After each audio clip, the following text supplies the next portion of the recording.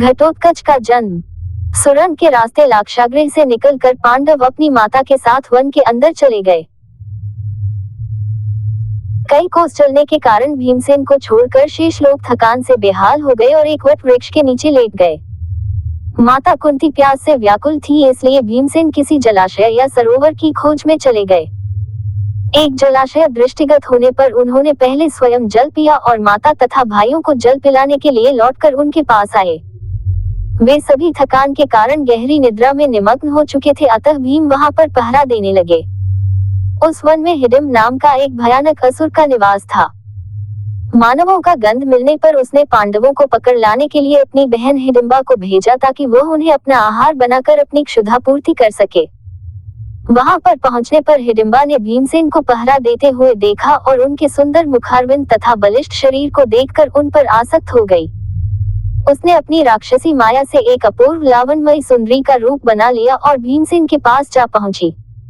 भीमसेन ने उससे पूछा, हे सुंदरी, तुम कौन हो और रात्रि में इस भयानक वन में अकेली क्यों घूम रही हो? भीम के प्रश्न के उत्तर में हिडिंबा ने कहा, हे नरश्रेष्ठ, मैं हिडिंबा नाम की राक्षसी हूँ। मेरे भाई ने मुझे आप लोगों को पकड़ कर लाने के लिए भेजा है, किंतु मेरा हृदय आप पर आसक्त हो गया है तथा मैं आपको अपने पति के रूप में प्राप्त करना चाहती हूँ। मेरा भाई हिडिंब बहुत दुष्ट और क्रूर है, किंतु मैं इतना सामर्थ्य रखती हूँ कि आपको उसके चंगुल से बचाकर सुरक्षित स्थान तक पहुँचा सकूं। इधर अपनी बहन को लौटकर आने में विलंब होता देखकर हिडिंब उस स्थान में जा पहुंचा जहां पर हिडिंबा भीमसेन से वार्तालाप कर रही थी। हिडिंबा को भीमसेन के साथ प्रेमालाप करते देखकर वह क्रोधित हो उठा और हिडिंबा को दंड देने के लिए उसकी ओर झपटा। ये देखकर भीम ने उसे रोकते हुए कहा, रे दुष्ट राक्षस, तुझे स्त्री पर हाथ उठाते लज्जा नहीं आती? यदि तू इतना ही वीर और पराक्रमी है तो मुझसे युद्ध कर। इतना कहकर भीमसेन ताल ठोंककर उसके साथ मल युद्ध करने लगे। कुंती तथा अन्य पांडव की भी नींद खुल गई। वहां पर भीम को एक राक्षस के साथ युद्ध करते तथा एक रूपवती कन्या को खड़ी देखकर कुंती ने पूछा, पुत्री, तुम कौन हो? हिडिंबा ने सारी बातें उन्हें बता दी।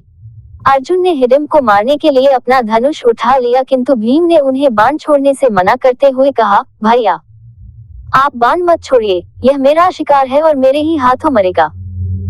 इतना कहकर भीम ने हिडिंब को दोनों हाथों से पकड़कर उठा लिया और उसे हवा में अनेकों बार घुमाकर इतनी तीव्रता के साथ भूमि पर पटका कि उसके प्राण पखेरु उड़ गए। हिडिंब के मरने पर वे लोग वहां से प्रस्थान की तैयारी करने लगे। इस पर हिडिंबा ने कुंती के चरणों में गिरकर प्रार्थना करने लगी, हे माता, मैंने आपके पुत्र भीम को अपने पति के रूप में स्वीकार कर लिया है। आप लोग मुझे कृपा करके स्वीकार कर लीजिए। यदि आप लोगों ने मुझे स्वीकार नहीं किया तो मैं इसी क्षण अपने प्राणों का त्याग कर दूंगी।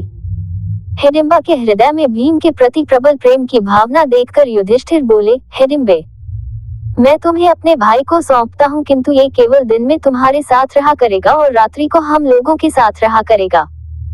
हिडिंबा इसके लिए तैयार हो गई और भीमसेन के साथ आनंद पूर्वक जीवन व्यतीत करने लगी।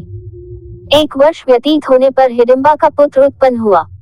उत्पन्न होते समय उसके सिर पर केश उत्कच न होने के कारण उसका नाम घटोत्कच रखा गया। वह अत्यंत मायावी निकला और जन्म लेते ही बड़ा हो गया।